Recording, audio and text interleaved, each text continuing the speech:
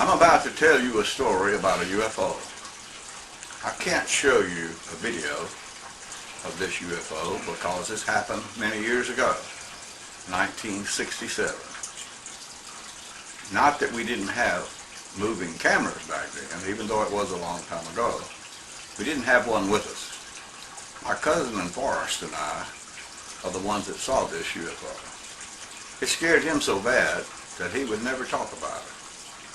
Just to set you the setting of what happened and how it happened, I'll just have to do it vocally.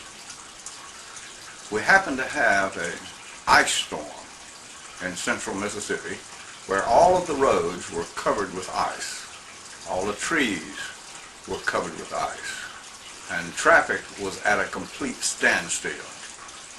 I belonged to a hunting club, and I had bought 2 July Walker hounds. Now you probably don't know what that is, but that's got nothing to do with the UFO. What I'm about to tell you is the truth. The whole truth, nothing but the truth. If you want to believe it, that's fine. If you don't want to believe it, that's up to you. At any rate, I had these 2 dogs that I had to leave on the hunting camp about 15 miles out in the country from a very small town to start with, the little town of Yazoo City, Mississippi. I had plenty of water for them, but I had to take them some feed, so I'd take a 50-pound sack of feed out there and put it in the feeder trough. They had a nice house to live in with hay and everything. They were very comfortable. They were not lonesome. There was 2 of them. In fact, they liked the place. But I had to have a dog house and pen built in town where I lived before I could move them. At any rate, my Jeep was broke down. So my cousin Forrest had a Jeep pickup, about a 1947 model, made more noise than a jet airplane. So I asked him if he would take me out to my dogs, that I had to take some food out there.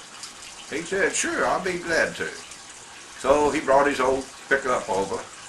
I had the food, and we left Yazoo City, Mississippi, going out Highway 49 towards Rolling Fork and Belzona and that area, Holly Bluff.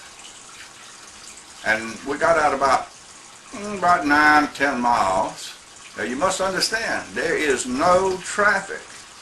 I'm not going to say that only fools would be out on this road, but I had to feed those dogs, and this was a 4-wheel drive with very heavy mud grips. So we were really not in any danger. There was no other traffic. About 10, maybe 11 miles out, we see a light coming towards us. I'm thinking, my goodness, here's another car. Would you believe this? Well, it wasn't a car. We thought it was a helicopter, and it passed on the driver's side, which would have been over to the left of where Forrest was driving his pickup, and it was just barely above treetop height. And Mississippi has large trees, so it was just barely maybe 15, 20, 30 feet above the trees. And we both said, my goodness, what in the world would a helicopter be doing out here in this kind of weather, this far away from a big city? There were no helicopters in central Mississippi at that time.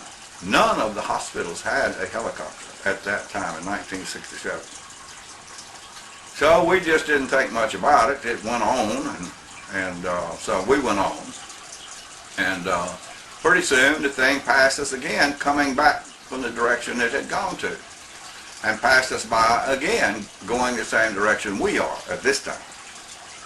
And it was about the same height, and it was not traveling that fast. We were probably doing 20, maybe, on that icy road, 20 or 25. It wasn't doing over 40 or 50. And we still thought it was a helicopter. It had, all we could see was just a white light. There were no red, green, blue, any other color light. Just a white light. And this white light was so close to us we could see how big it was. The white light itself was about the size of the average bedroom, about 12 by 14. Now, it stood a little taller than it was wide. We still thought it was a helicopter.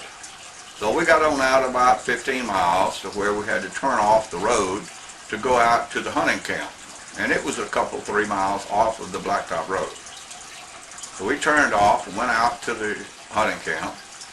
And I started feeding the dogs. My cousin Forrest was out of the truck and was standing over there. And he said, "Hey, Ross, there's that thing again. There's that helicopter." And we looked up in the sky at an elevation of about 45 degrees above the trees. Looked like it was above the trees by maybe 300 or 400 yards. It wasn't very high off the ground. It was a very bright light, and it was sitting still. And now you must understand, with this ice storm, there was no noise whatsoever. By this time, our Jeep motor had stopped, and we could hear very easily. There was no noise. It was sitting motionless in the sky, probably 600 or 700 yards away from us. Now, 600 or 700 yards is not that far. That's about six football fields long for people who can't understand exactly what 600 or 700 yards is. And it was sitting motionless without moving, the same white light. And Forrest said, "There's that thing again." He said, "That thing is not making any noise." And I thought to myself, I said, "It's sure not." I said, "What could it be?" He said, "I don't know." And we stood there and watched it, and it started descending, going down to the ground. Over the edge of those trees, if I can put this in your mind's eye of exactly how it was about a quarter of a mile through the trees, 600, 700, maybe 800 yards, something like that, 5,280 feet in a mile. You can figure it out. There was a new field that had been cut out of the woods, which was nothing but mostly oak and elm and that type of stuff. And they cut this out to make a new soybean field, 644 acres to be exact, one section. And as it descended very slowly, we watched it disappear behind the trees. I said, "Forrest, we have to go there and see what that thing is." And he said, no, I'm not going." I said, "Well, let me have the keys.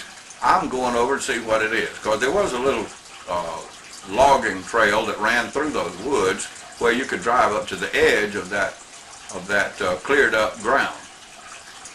He said, no. I said, "Let me have the keys." He said, "No, if you go over there, you won't come back." I said, "Sure I will. I'll come back. I'm just going to the edge of the woods and just look out there in the field." Now you must understand, this is in the delta of the state of Mississippi. The ground and area is flat as a pancake. If I drove to the edge of those woods, there would be nothing to impair me from seeing exactly what it was out in the field. But he would not give me the keys. So I had no other choice but to, I thought about maybe walking over there. That was just too much, as cold as it was, and trying to go through those icy roads, stumbling around in the dark. And so anyway, we went on back home, and we talked about it. And as the years have gone by, Forrest has passed away now, and he had a stroke and died. But all those years later, for 30 years, he would never talk about that unless he was around me. We would talk about it sometimes, but he wouldn't talk about it to anybody else. He just, I don't know why, it just made him afraid. And what I've told you is the truth. What I saw was an unidentified flying object, and I can assure you that it was not of earthly origin. That is my story as I saw it, and I haven't forgotten not the first moment of it. Thank you. Goodbye.